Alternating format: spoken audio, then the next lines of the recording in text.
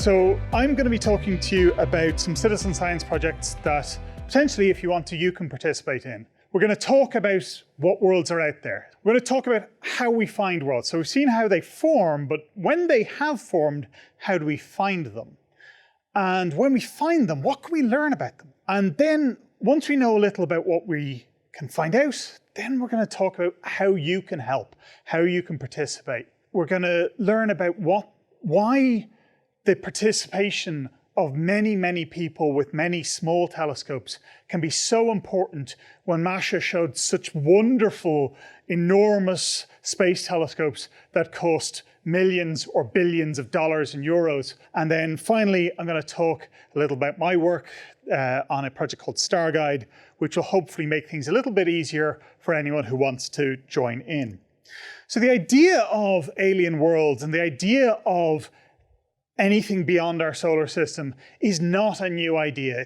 About 500 years ago, the technology advanced to the point where we could start to see the first of these alien worlds, the other worlds of our solar system. And up until till about 500 years ago, they were just a dot sitting in the sky. And it wandered around the sky. That was why it was given the name planet, which just means wanderer. But all we knew was this dot didn't behave like all the other dots.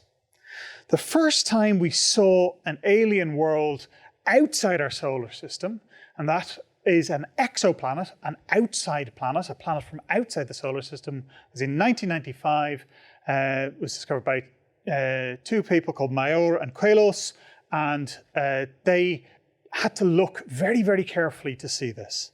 So how would you go and see it? Well, the first instinct is build a big enough telescope, look straight at it. And this is actually very, very hard because planets are small compared to the stars. They don't shine with a lot of light on them compared to a star. And if you do the maths, you can work out that it should just about be possible to spot a planet directly with some of the biggest and best telescopes out there. But indirect methods are a bit easier. So there's a few different indirect methods that we can use. We can use the fact that the planet is orbiting the star. We know the planets orbit stars. They go around stars. But if the planet orbits the star must orbit the planet. Why?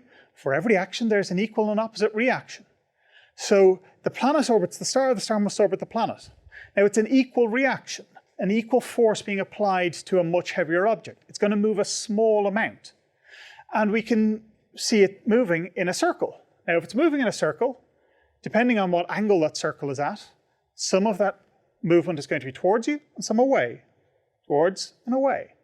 So if it's coming towards us, we can actually see this. The light from the star gets very slightly moved towards the blue end of the spectrum as it comes towards us, in the same way that sound, when an ambulance is coming towards you, gets higher in pitch. So blue light is essentially higher pitched light. And as it's going away from you, it gets very, very slightly lower in pitch, slightly redder. So when we're looking at the star, we can see it getting red-shifted and blue-shifted, red-shifted and blue-shifted and red-shifted and blue-shifted. And we can see stars that way. And that was how Mayor and Quelos did it. They watched for that little wobble and they found a quite big planet orbiting a fairly small star. And this is where you might start to see where biases come in. Because Mayor and Quelos found a big planet orbiting a small star, so the wobble was bigger. And as you try to look for these things, you go, well, it's going to be easier to see big planets around small stars. There are a lot of different techniques, but the most productive technique is a thing called the transit method.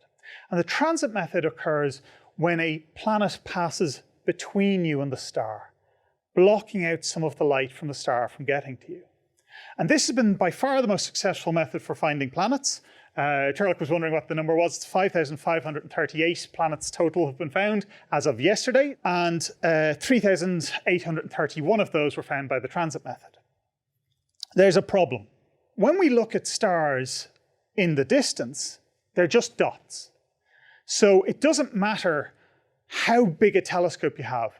Pretty much every star that's out there is just a dot in a telescope. It's a single point, a single pixel, if you like. But what you do see is that when the planet passes in front, the star dims a little, just a little.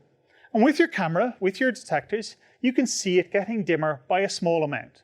Now, it's a fairly small effect. For Jupiter passing in front of the sun, it's about 1%. If it's a bigger planet and a smaller star, you get a little bit bigger of an effect. And if it's a smaller planet in front of a bigger star, you'll get a smaller effect. Same bias, same problem. It's easier to see big planets around small stars. What can we learn about this? So if we see the star wobbling backwards and forwards, well, we know stars pretty well. We got a pretty good idea from the color of the star and how bright it is and how far away it is and a few different things that we can put together. We've a pretty good idea of how heavy any given star is. So if we know how heavy the star is and we see how much it's wobbling, we can tell how heavy the planet is because it's wobbling in proportion, because it's an equal and opposite reaction. So we can tell from the wobble of the star how much mass the planet is, how heavy it is to try and drag around the star. If we look at the timing, how often does this happen? If we're looking at the Earth, we would see it once every 365.25 days. If we were looking at Jupiter, it'd be every 5.2 years. With most of these, it's every couple of days. But again, that's another bias, because the ones that happen more often, well, we have more opportunities to see them. Other things we can do, well, if there's any variance, if the transit or the wobble is happening slightly earlier, slightly later than you expected, that might tell you something about maybe there's another planet or a moon. And if we see how much it dips in brightness, well, that tells us about the area of the planet compared to the area of the star. Because the planet blocks out 1% of the light from the star, it has an area, 1% out of the star. Well, from area, we can work out radius. From radius, we can work out volume. From volume and mass, we can work out density. Okay, now we're getting somewhere, because once we have density, we can get a pretty good idea what it's made of. Because different materials have different densities. If it's around 1 gram per cubic centimeter or 1,000 kilograms per cubic meter, we'd call it water. If it's around 5, it's going to be rocks like Earth. If it's about 8 or 9, that's iron. And if it's much lower than that, we can guess that it's probably gases of some kind. I've got a diagram here, and it's all of the planets we've ever discovered, and this is how big their orbit is, this is how heavy they are, and what we see is they're all sort of up here. And our solar system's planets are the big dots I've put on. Almost none of the planets of the solar system are in the area we would have detected. Jupiter's in there, but most of the rest aren't. What does that tell us? Does that tell us that our solar system is weird? Maybe. There are some people who actually think that our solar system is kind of special. We might be, but we probably aren't. And therefore, what's probably happening is these ones are easier to see. That's why we've seen them. And there's probably some others over here that are like ours, but are harder to see. Well, what are these planets like? Well, again, it's easy to imagine what you know, what you're familiar with. Okay, we think, right, it's going to be like Earth or Mercury or Jupiter. And then we look at the ones we found. And we found things that are surprisingly different. In our solar system, the inner planets are all rocky, the outer planets are all gassy, and there seems to be a clean divide. In many of those solar systems, we saw things as big or bigger than Jupiter, as close or closer to their stars than Mercury is. So they're what's called hot Jupiters. And you can imagine that that's going to be easier to see because going around very often, it's close in, so it's easier to see. In our solar system, there's a big gap. The biggest of the rocky planets is Earth. The smallest of the outer planets is Uranus. And there's a huge gap in size. Uranus is 17 times the mass of Earth. So it's a lot bigger. But we found things in that gap, and it seems not to be a real gap. So when we want to look at the atmosphere of a distant planet, what we have to do is look at it during a transit, because some of the starlight will be passing through the atmosphere and some of it will be absorbed. Now, the picture I've got up there is of a lunar eclipse, which is when the Earth passes between the sun and the moon, and its shadow is cast on the moon. And what we see there is that initially it starts to look like it's completely going dark, but then it goes sort of reddish. And that's because the light passing through Earth's atmosphere is able to reach and sort of get deflected onto the moon, and you still see essentially the signature of Earth's atmosphere in that red light on the moon. Unfortunately for us, lunar eclipses are where you've got something much closer to you than a transiting planet. And it blocks out the entire sun, which means the only light that gets to the moon during a lunar eclipse is the light that's gone through the atmosphere. When a planet passes in front of a star, a distant star, it's very close to the distant star and very far away from us. So only a tiny amount of the light that's going from that star is passing through the atmosphere. Most of it is just going around it. And we see a very tiny little effect. And we can take the light, split what's left into a rainbow or a spectrum, and we can look for what are called biomarkers. Biomarkers are generally chemicals that are too unstable to exist. And a good example of that is oxygen gas that forms 21% of the atmosphere here. Oxygen's very reactive. It will start fires. It will react with almost anything to form something more stable than oxygen gas. So how is there oxygen gas? Because of the trees, the plants. Actually, mostly blue-green algae rather than the trees. On Earth, almost all of the oxygen we see is made by living things. So what we're looking for is something that should not be, that should, on a long time scale, just go away. But this is a very subtle effect, and we need a very, very sensitive detector, so we need to go into space. And we need to spend a lot of money, and part of the budget that Masha wants to spend on X-ray telescopes, I want to spend on the Aerial Space Telescope, which is this one, which is the Atmospheric Remote Imaging Exoplanet Survey, Large Survey Telescope. They sort of force the acronym a lot with these things. There is a problem with these great telescopes, is they're very, very, very, very, very, very expensive. And you don't want to waste their time looking at nothing. You always want to be looking when the thing is going to happen. So this is where participation happens. The transit times, when we measure them, there's often an uncertainty.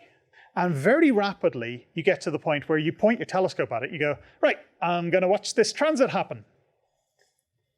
Planet's off over here. So what we need to do is use something that is a lot cheaper than a multi-billion-dollar space telescope, and that is a lot more accessible, and that there are a lot more of, and where it's not the end of the world if you point it at the sky and just take some pretty pictures. Privately owned telescopes scattered around the world, and we can do long periods of observation, not because one person does all of the observing, but between us we do all of the observing. So the strategy is that we get an international collaboration, and I'm currently a member of two of those, ESA's ExoClock clock collaboration and NASA's Exoplanet Watch collaboration. And the idea is that they know roughly when some transits are going to happen, and they get a lot of people to take a lot of pictures before and after the expected time, and of course during the expected time, and combine them all together, stitch them together with computers. And they focus on the best targets for the space telescopes. And when they have a very confident time for those transits, they send those up to the space telescopes. And instead of the space telescope having to wait around for a couple of hours before and a couple of hours after and imaging a otherwise fairly ordinary star, they get to see the transit. Now, there are complications. When you're observing from the ground, you're observing through the atmosphere. And there's a nursery rhyme about this. Twinkle, twinkle, little star. Stars twinkle. We all know this. You go up and look at them. What is twinkling? It's a varying in brightness. And that varying in brightness is about 5%. I said the effect of a transit is about 1%. So that's a problem. How do you correct for that? Well, you can actually correct for that by looking at a very narrow patch of sky, looking at the stars that are beside each other, and they'll all twinkle in the same rate, roughly speaking. And you can do some maths to correct for this. But we all, most of us at least, live in Ireland. And we know the weather can be cloudy. So you need someone in somewhere else where it's not cloudy to do some of the observation at that time. And this, again, is why we have many, many people. So there are some solutions. So there's a tool that the ExoClock group have made called ExoWorld Spies, and you can pick your timing and pick what object to target. And there's several different solutions for data processing. They're called Exotic and HOPS are the two ones with the groups I work with. And these are very, very powerful tools, but they were written by scientists and they look like it. they are a bit daunting to use. So this is why tomorrow I'm having interviews to hire an actual developer in who's got experience with dealing with customers, and they're going to build an easy-to-use web app or something of that line. And we're going to try and make this as streamlined and as simple as possible. So the idea here is that we do these calculations for you, we do the hard work, do the data processing, and you don't have to. So that project's been funded by the National Open Research Forum, which I have to thank because they've given me money, and I've got a bunch of references to the places I got the information from. And these are the links to the 2 groups I'm working with, and my own GitHub page, which doesn't have anything on it yet, because the person's being hired tomorrow. Thank you, folks.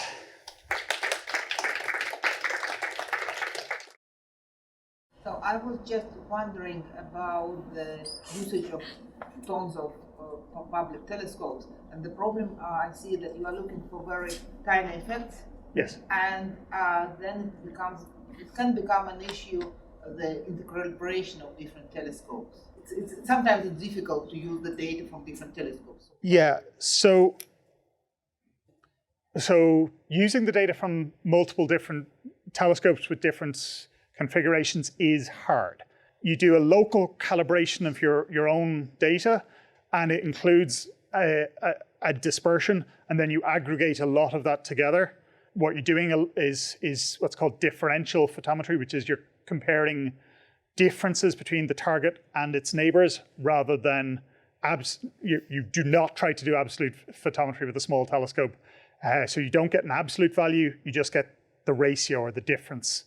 But it is one of the challenges, is trying to aggregate. Is there an idea that first all the telescopes are to observe the same source, very stable source?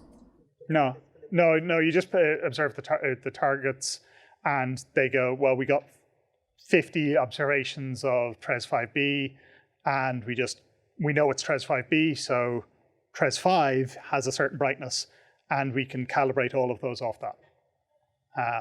And it's not perfect, but large numbers of observations really help you reduce the uncertainty, because you just go, well, let's average them out, or rather weighted average them out. And if you know that someone's from a bad observing location, you can give them a lower weighting. So Irish observers probably not getting a huge weighting.